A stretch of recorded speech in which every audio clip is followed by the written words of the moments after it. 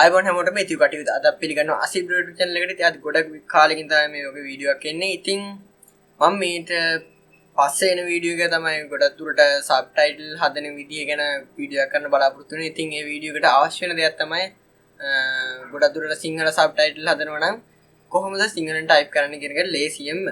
ඉතින් මේකට මම කට්ටියට පහසුවක් වෙන විදියට ගෙන හිතුව වීඩියෝ එකක්. ඉතින් කොහොමද ලේසියෙන්ම සිංහලෙන් සබ්ටයිටල් එකක් හදාගන්න කියලා. ඒ වගේම ඉංග්‍රීසියෙන් සබ්ටයිටල් හදන්න පුළුවන්. කැමති භාෂාවෙන් ඔයාලට කැමති භාෂාවෙන් සබ්ටයිටල් හදන්න පුළුවන්. ඉස්සරහට යන වීඩියෝ එකේදී එක වීඩියෝ නෙමෙයි වීඩියෝ කීපයක් ඉස්සරහට ගෙනවා. ඉතින් ඒ නිසා ඔය කට්ටියට පැහැදිලිව එක බලා ගන්න පුළුවන් මේ ලේසියෙන්ම software එකකින් කරන විදිය. ඉතින් ඒකට අවශ්‍ය වෙන එක දෙයක් තමයි කොහොමද අපි සිංහලෙන් ලේසියෙන්ම ටයිප් කරන්න කියන එක. ඉතින් මේකට මම software පාවිච්චි කරනවා. ඇත්තම හැමෝම වගේ ගොඩක් දෙනෙක් දන්නවා. ඒක තමයි software එකේ හෙලකුරු කියන software එක. ඉතින් මේනකොට මම මේක ඉන්ස්ටෝල් කරන්න තියෙන්නේ. හැබැයි ඔකට මම මේක ඉන්ස්ටෝල් කරන විදිය ගැන කියලා දෙන්නම් කොහොමද ඉන්ස්ටෝල් කරන්න කියන එක. ඉතින් මේක ගොඩ දෙනෙක් Google search කරලා බලුවොත් ගොඩක් වෙබ්සයිට් එනවා. ඒ වෙබ්සයිට් වල තියෙන APK ෆයිල් එක, ඒ කියන්නේ Android ෆෝන් වලට යොදා ගන්න පුළුවන් ෆයිල් එක. හැබැයි ඒ ෆයිල් එක අපේ PC එකට කෙලින්ම භාවිත කිරීමට හැකියාවක් නැහැ. මොකද අපේ .apk කියන ෆයිල් ෆෝමැට් එක අපේ Windows වලදී සාමාන්‍ය රන් වෙන්නේ නැහැ. ඒකට අපිට වෙනමම එමුලේටර් software එකක් පාවිච්චි කරනවා. උදාහරණයකට BlueStack, මෙමු තව දිනවා LG player, ඔය කිය ගොඩක් players තියෙනවා. ඉතින් ඒ වගේ player එකක් ඔයාලට පාවිච්චි කරනවා APK ෆයිල් එක පාවිච්චි කරනවා. හැබැයි එහෙම අවශ්‍යතාවයක් ඇත්තටම මෙතනදී වෙන්නේ නැහැ. මොකද හෙලකුරු community එකෙන් ඔය කට්ටියට මේ වෙනකොටත් නිකුත් කරලා තියෙනවා හෙලකුරු PC එකට අදාළ software එක.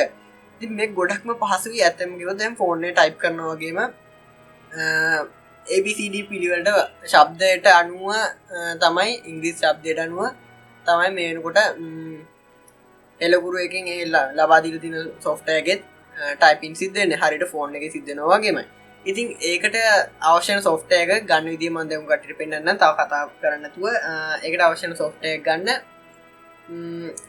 මා බැලුවා හෙලකුරු සර්ච් කරලා Google එකේ. හැබැයි උඩින්ම ඔක්කොම රිසල්ට් වල තිබුණේ APK ෆයිල් එක. ඉතින් ගොඩක් සර්ච් රිසල්ට් වල පල්ලෙහාට ගිහිල්ලා ඇති ගොඩක් දුරට. ඉතින් මම පල්ලෙහාටම ගියේ නැහැ. ඉතින් මල් ළඟ තියෙන software එක මම මේ විදිහට copy කරලා හෙලකුරු software එක මම මේ විදිහට media file වලට upload කරලා තියෙනවා. ඉතින් ඔකට පුළුවන් මම මේ යට දාලා තියෙන link එකෙන් ගිහිල්ලා download කරගන්න. මේ ඉතින් ඒක download කරගත්තට පස්සේ ඒක download කරගන්න අවශ්‍ය නැහැ. මම මේනකොට මල් ළඟ තියෙන නිසා. ඉතින් ඊට පස්සේ ඔයාලට ලැබෙන්නේ මෙන්න මේ වගේ zip file එකක්. ඉතින් ඒ කියන්නේ .zip file එක. මේකට ඔයාලට අවශ්‍ය වෙනවා ඊට පස්සේ මේක unzip කරගන්න මොන හරි software එකක්. ඉතින් ඒකට ගොඩක් දුරට ඔයාලට පාවිච්චි කරන්න පුළුවන් softwares කී ගොඩක් තියෙනවා. ඉතින් මේ ගොඩක් දුර කට්ටියගේ ප්‍රසිද්ධ තමයි 7zip කියන්නේ ගොඩක් ඉතින් ඔයාලට මේක unzip කරගන්න පුළුවන් software එකක්. ඉතින් ඒ වගේම තියෙනවා WinRAR. ඊට පස්සේ තියෙනවා මම මෙතනදී පාවිච්චි කරලා තියෙනවා තව එක software ගොඩක් තියෙනවා. ඉතින් මම මෙතනදී ඔය කට්ටිය හැමෝටම ලේසි වෙන 7zip වලින් මම මේ විදිහට මේක ෆයිල් එක එක්ස්ට්‍රැක්ට් කරගන්නවා.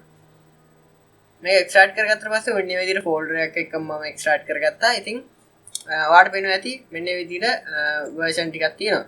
ඔයාට අවශ්‍ය නම් මෙතන උපදේශ මාලාවක මම මේ කිසිම වෙනසක් කරේ නැහැ. හෙලකුරු එකෙන් මම ඩවුන්ලෝඩ් කරපු විදිහටම ඒ විදිහටම මේක දාලා තියෙන්නේ. ඉතින් ඒ නිසා මෙතන උපදේශ තියෙනවා. ඔයාට කැමති නම් මෙතන ඉන්ස්ට්‍රක්ෂන් ටිකක් ගන්න පුළුවන්. ඉතින් ඊට පස්සේ තියෙනවා මෙතන හෙලකුරු setup කියලා. මෙතන තවත් ෆෝල්ඩර් එකක් තියෙනවා. ඒකත් ඒකම තමයි. දෙකම එකම ෆෝල්ඩර් එකේ ඉතින් මම අප්ලෝඩ් කරලා තියෙන්නේ දෙකක් විදිහට තිබුණාට එකම ෆෝල්ඩර් එකක තමයි කොහොමද දන්නේ මම අප්ලෝඩ් කරනකොට වැරද්දක් වෙනවද කියලා. කමන්නේ කොයිකුණක් කමන්නේ. මෙහෙම ඒකුඩ exe ෆයිල් එකට enter බන්න හරි නැත්නම් ඩබල් ක්ලික් කරන්න හරි ඔයාලට පුළුවන්. එතකොට ඔයාලට මෙතන administer permission දෙන්න කියලා කියයි. එතකොට yes කරන්න. එහෙම ආවෙනොත් එහෙම කිසි ප්‍රශ්නයක් නැහැ. ඔයාලට පුළුවන් දිගටම මේ වැඩේ කරගෙන යන්න. අපි බලමු දැන් මේක එයි හරි මෙන්න මේ විදිහට ආවා. මෙන්න මේ විදිහට පළවෙනියට මෙන්න එහෙම installing shield wizard කියලා එකක් එනවා. මේ ඒක පොඩ්ඩක් run වෙන්න අරිනවා. එහෙම බලමු මට මේක ආසලා reinstall කරන්න දෙයිද කියලා. මම මේ වෙනකොට install කරලා දිනවා. අනම පෙන්නන්න මෙතන. ඔයාලට පේනවාදී මම මෙතන මේ වෙනකොට install කරලා දිනවා. හැබැයි මම මේක ඔයාලට පෙන්නන්න නිසා මෙහෙම කරන්න. දැන් ඔයාලට පේනවා ඇති මෙතන reinstall හෙලකුරු කියලා තියෙනවා. ඉතින් මම ඒක next කරන්න කටියට පෙන්වන්න අවශ්‍ය නිසා නැත්තම් මම වෙනකොටත් හෙලකුරු install කරලා තියෙන්නේ. මේ විදිහට automatically install වෙනවා. ඔයාලට කිසිම ප්‍රශ්න නැතුව මේක install කරගන්න පුළුවන්. මෙන්න විදිහට install වුණාට පස්සේ ඔයාලට පෙන්නයි මෙන්න විදිහට එකක්. ඉතින් ඊට පස්සේ හෙලකුරු install වෙලා අවසానයි. ඉතින් ඊට පස්සේ ඔයාලට තියෙන්නේ දැන් ඔයාලට පේනවා ඇති මෙතන යට තියෙනවා හෙලකුරු launcher එක මෙන්න විදිහට තියෙනවා.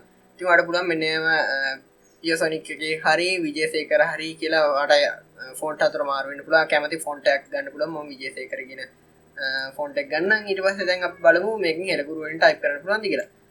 ඉතින් ඒක ටයිප් කරන්න මම ලේසිම ක්‍රමයක් යනවාට හෙලකුරු අතර මාරු වෙන්න තියෙන ෂෝට්කට් එක තමයි shift එක සහ alt එක එකපාරව ඔබන එක.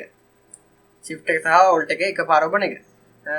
ඉතින් මෙහෙම shift එක ඔබලා alt එක ගිහුවට පස්සේ ඔයාලට පේන්න ඇති මෙන්න මෙතන යට. මම ආයෙත් පෙන්නන්න. මෙන්න මෙතන දැන් අපේ වැටලා තියෙන English කියලා. ඉතින් English කියලා වැටලා තියෙන එක ඔයා බලාගෙන ඉන්න මෙතන shift එක සහ alt එක ගිහුවට පස්සේ 100යි බිඳුවයි එනවා. ඉතින් එතකොට ඔයාලට පේනවා ඇති සිංහල වලට මාරුණා හෙලකුරු සිංහල වලට. ඊට පස්සේ දැන් ඔයාලට තියෙන්නේ මෙතන ටයිප් කරන්න. ඇත්තටම මේක ටයිප් කරන්න ගොඩක්ම ලේසි. මෙතන තියෙන්නේ ආයනට A අකුර, සයනට S අකුර, ඩයනට D අකුර ඔය වගේ ශබ්දයට අනුව තියෙන වාගේ කීබෝඩ් එකේ තියෙන ඉංග්‍රීසි අකුරු වල ශබ්දයට අනුව ඔයාලට මේක ටයිප් කරගෙන යන්න පුළුවන්. මම මෙතන ටයිප් කරලා පෙන්නන්නම් ඔයාලට එකක්. ඔය කට්ටියට දැන් මෙතන තියෙනවා මෙන්න මං කිව්වා මේ දෙකෙන් කැමති එකක් දාගන්න කියලා. හැබැයි මෙතනදී යට තියෙන Piosonic දැන් කොහොමද මන් දන්නේ උච්චාරණය කර විදිහ හරියට කියලා. ඉතින් යට තියෙන එකෙන් දැම්මොත් තමයි ශබ්දයට අනුව අකුරු ටයිප් වෙන්නේ. උඩ තියෙන එකෙන් වෙන්නේ Unicode typing වෙන්නේ. Unicode අක්ෂර ටයිප් වෙනවා. ඉතින් ඒකට ගත්තොත් එහෙම අයන්න තියෙන්නේ W අකුරේ මම ඒකට අරගෙන පෙන්නන්න අයන්න තියෙන W අකුරේ එන්න සයන්න තියෙන්නේ S අකුරේ නෑ I අකුරේ. ඉතින් මේ වයන්න තියෙන්නේ J අකුරේ වගේ අකුරු ටික මාරුලා තියෙන්නේ. හැබැයි මේක තමයි Unicode type එක. ඉතින් ඔයාලට පුළුවන් මේට වඩා ලේසියෙන් ටයිප් කරන්න. මෙතන යට ගිහිල්ලා හෙලකුරු Piosonic කියන එකට ගියාට පස්සේ ඔයාලට පුළුවන් ලේසියෙන්ම මෙතන ටයිප් කරන්න. මෙතන තමන්ගේ කීබෝඩ් එකේ තියෙන විදිහටම ටයිප් කරන්න පුළුවන්.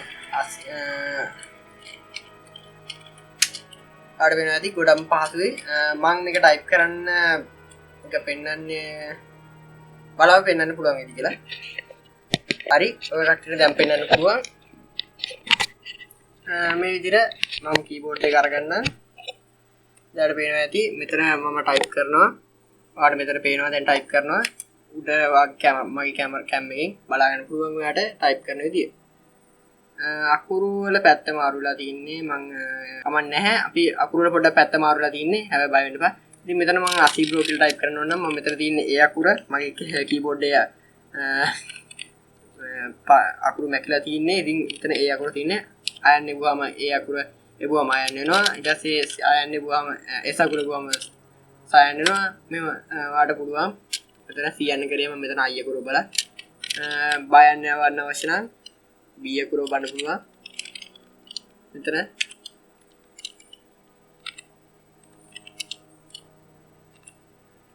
මේ විදිහට තමයි අපි සිංහල ටයිපින් ලේසියෙන්ම කරන්න පුළුවන්. ඉතින් මේක ඔයාලට ඕන එකට පාවිච්චි කරන්න පුළුවන්. මෙතන හැබැයි මෙතන ඔයාලට ප්‍රශ්නේ තියෙන්නේ මේක සිංහල ෆොන්ට් ගොඩකට සපෝට් කරන්නේ නැහැ.